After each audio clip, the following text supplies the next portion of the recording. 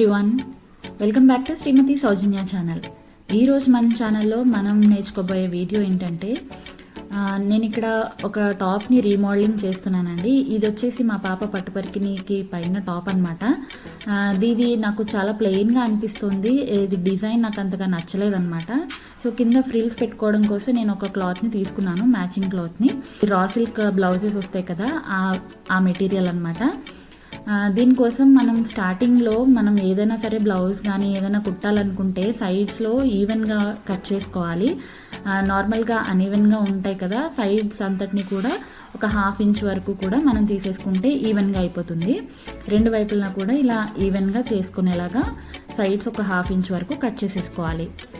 ఆ తర్వాత నేను ఫ్రిల్స్ నాకు ఎంత సైజులో కావాలి అనుకునే దాన్ని బట్టి ఇలా ఫోల్డ్ చేసుకున్నాను. మొత్తం క్లాత్ అంతటిని కూడా ఓపెన్ చేసి ఇలా 3 ఫోల్డ్స్ కింద పెట్టుకున్నాను అనమాట.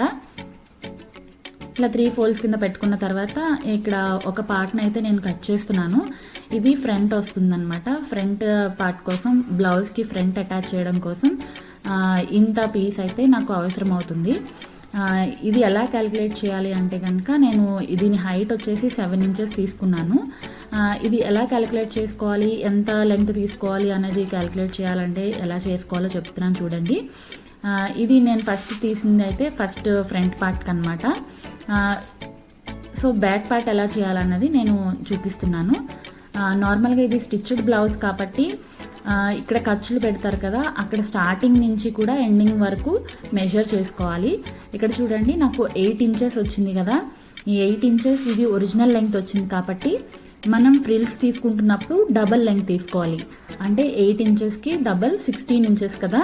16 ఇంచెస్కి ఒక మార్క్ చేసుకుని దాని తర్వాత ఎక్స్ట్రాగా మనం 2 ఇంచెస్ కానీ 4 ఇంచెస్ వరకు కూడా తీసుకోవచ్చు. చూడండి, ఇక్కడ బ్లౌజ్ పెట్టి చూపిస్తున్నాను. ఒరిజినల్ లెంగ్త్ ఇంత వస్తే మనకి డబల్ లెంగ్త్ తీసుకున్నాం అనమాట. ఇలా డబల్ లెంగ్త్ మార్క్ చేసేసుకుని కట్ చేసేసుకోవాలి. ఈ క్లాత్ నాకు టూ ఫోల్డ్స్ మీద ఉంది కాబట్టి 2 ఫోల్డ్స్ని సెపరేట్ చేసేసి 2 పార్ట్స్ కింద తీసుకుంటున్నాను. అంటే నాకు ఇక్కడ 2 బ్యాక్ పార్ట్స్ వచ్చేసినాయి అనమాట. 2 back parts and 1 front part కూడా ఆల్రెడీ రెడీ అయిపోయింది కదా. సో ఈ 3 పార్ట్స్ వచ్చేసినాయి. సో ఈ వీటిని మనం బ్లౌజ్కి ఎలా స్టిచ్ చేయాలన్నది చూసేద్దాం. సో నేను ఇక్కడ బ్లౌజ్కి హైట్ కూడా ఎక్కువైంది కాబట్టి చిన్న 2 ఇంచెస్ క్లాత్ని నేను కట్ చేస్తాను. ఆ తర్వాత సైడ్స్లో ఉండే కుట్లు విప్పేసుకోవాలి. ఇలా విప్పేసుకున్న తర్వాత నేను ముక్క కట్ చేశాను కాబట్టి దీన్ని మడిచిపెట్టుకుని, దారాలు రాకుండా ఇలా మడిచిపెట్టుకుని మొత్తం అంతటిని కూడా ఫోల్డ్ చేసేసుకుని స్టిచ్ చేసేసుకోవాలి.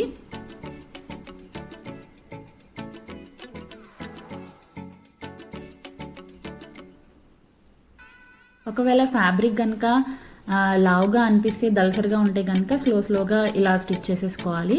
మొత్తం అంతటిని కూడా ఈ విధంగా స్టిచ్ చేసుకున్న తర్వాత మనం ఫ్రిల్స్ కోసం తీసుకున్నాం కదా క్లాత్, ఆ క్లాత్ వచ్చేసి రా సిల్క్ ఫ్యాబ్రిక్ కాబట్టి చాలా ఎక్కువ దారాలు బయటకు వచ్చేస్తూ ఉంటాయి అన్నమాట. యాజ్ ఎర్లీ యాజ్ పాసిబుల్ ఇది కూడా మనం ఇలా రోల్ చేసేసుకుని మొత్తం అంతటిని కూడా స్టిచ్ చేసేసుకోవాలి.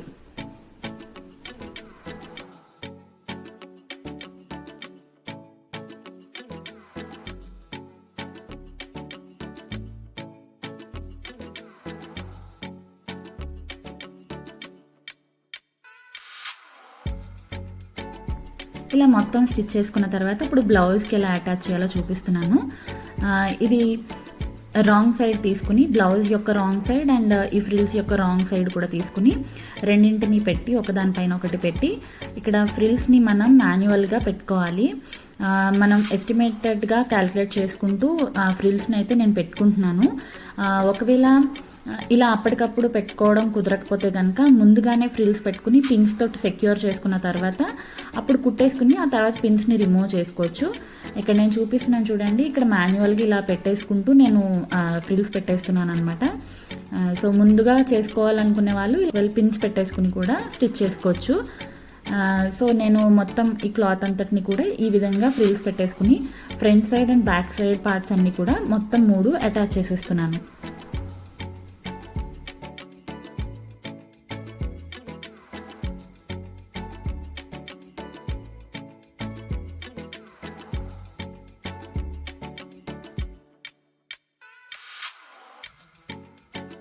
ఫ్రిల్స్ అటాచ్ చేసిన తర్వాత పైనుంచి కూడా దారాలు వస్తున్నాయని చెప్పి నేను ఫ్రంట్ సైడ్ నుంచి ఇలా మడిచి పెట్టేసి మొత్తం పైనుంచి కూడా ఒక స్టిచ్ వేసేస్తున్నాను.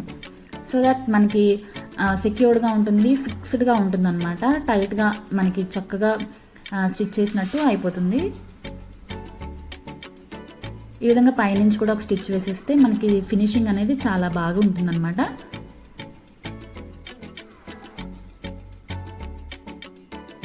సో ఇలా మొత్తం అయిపోయిన తర్వాత నేను సైడ్స్ అన్ని కూడా జాయిన్ చేసేస్తున్నాను. ఎక్కడి నుంచి అయితే మనం స్టిచెస్ విప్పామో అక్కడి నుంచి మొత్తం అంతా కూడా ఈ ఫ్రిల్స్తో సహా మొత్తం పట్టుకొని చివరి వరకు కూడా కుట్టేసేయాలి. ఇప్పుడు బ్యాక్ పార్ట్ ఫ్రంట్ పార్ట్స్ కూడా రెండు కలిపి స్టిచ్ చేసేస్తే మొత్తం అన్నీ కూడా జాయిన్ అయిపోతాయి.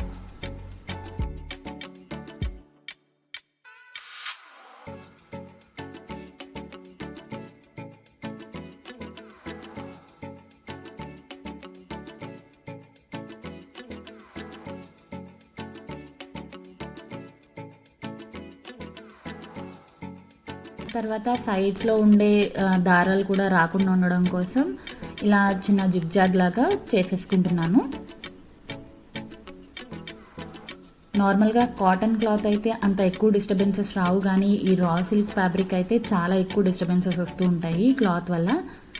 సో ఈ క్లాత్ ఇలాగే ఉంచేసామంటే మనం ఎప్పుడైనా యూజ్ చేసుకుంటున్నప్పుడు అలా నెమ్మదిగా వచ్చేస్తూనే ఉంటాయి అన్నమాట. సో ఫస్ట్ అయితే అర్జెంటుగా నేను ఇది అయితే వేసేసుకుంటున్నాను. చూడండి, రెడీ అయిపోయినాయి మన ఫ్రిల్స్ అనేవి, మొత్తం ఈవెన్గా రెడీ అయిపోయినాయి. సో ఈ విధంగా ఫ్రిల్స్ అయితే రెడీ అయ్యాయి. కాకపోతే దీనికోసం ఇంకొక డెకరేట్ చేద్దామని చెప్పి దీనికి నేను ఒక లేస్ తీసుకున్నాను, కుందన్స్తో ఉండే లేస్ తీసుకున్నాను. ఇక్కడ కాపర్ జరీ వచ్చింది కదా, కాబట్టి దానికి మ్యాచింగ్గా నేను కాపర్ జరీతోటి ఉండే లేస్ తీసుకున్నాను అనమాట. అలాగే పైన నెక్ కూడా ప్లెయిన్గా అనిపించింది, అందుకని నెక్ పైన కూడా నేను ఈ లేస్ని అటాచ్ చేద్దాం అనుకున్నాను.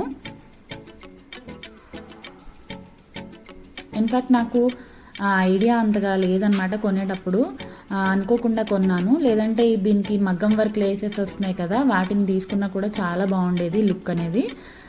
సో నేను అది తీసుకోలేదు, ఇది ఆల్రెడీ ఇంకా పర్చేస్ చేస్తాను కదా అని చెప్పేసి ఇంకా స్టిచ్ చేసిస్తున్నాను. ఈ కుందన్స్ వల్ల నేను కింద ఒకటే స్టిచ్ చేయడానికి కుదిరింది, పైన మాన్యువల్గానే స్టిచ్ చేశాను మళ్ళీ.